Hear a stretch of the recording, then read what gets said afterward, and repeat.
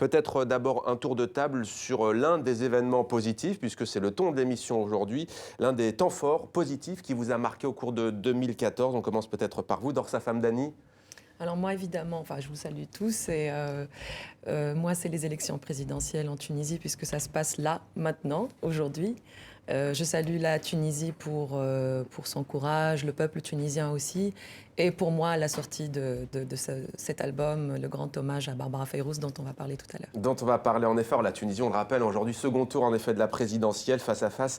Le chef d'État sortant, Monsef Marzouki, soutenu notamment par Ennahda, et puis Beji Caïd Essebsi, le candidat de Nida Tounes, qui était arrivé en tête au premier tour. Kamel Hadar, même question, un temps fort positif de 2014 pour vous? Je pense qu'il y a de plus en plus de personnes de la diaspora qui rentrent en Algérie, ça c'est très bien pour l'Algérie. Et le deuxième, c'est la chute du prix du pétrole. On va commencer à travailler. Pourquoi la chute du prix du pétrole? Ça va forcer les pays, producteurs de pétrole, Ouais. à développer leur économie. À et diversifier produire, leur économie. Absolument. Intéressant. Caroline Donati, même question, un temps fort de 2014. Difficile de trouver Et positif. Positif.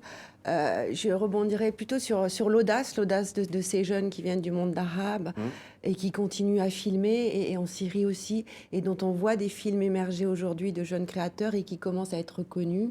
Et pour parler par rapport à notre projet, c'est de voir nos 4 jeunes Syriens aller bien et continuer, et que ce projet continue avec le soutien notamment d'Arte.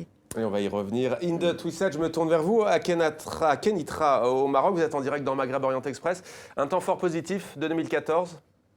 Pour moi, je pense que 2014 a été riche en événements, mais je vais essayer de me focaliser surtout sur le côté positif des choses en énumérant un ou deux faits qui ont positivement marqué le Maroc. En premier lieu, il y a eu l'abrogation de l'alinéa 2 de l'article 475 du Code pénal qui permettait à un voleur d'échapper à la prison en épousant sa victime. Malheureusement, c'est toujours le cas en Algérie et en Tunisie. Il y a, je pense, les lois de 326 et 227 des codes pénaux algériens et tunisiens qui ne protègent malheureusement pas la femme et doivent ainsi être abrogées. Et contrairement à la politique de déportation d'Éric Zemmour, le Maroc a connu en 2014 l'avènement d'une campagne de régularisation des migrants en situation irrégulière.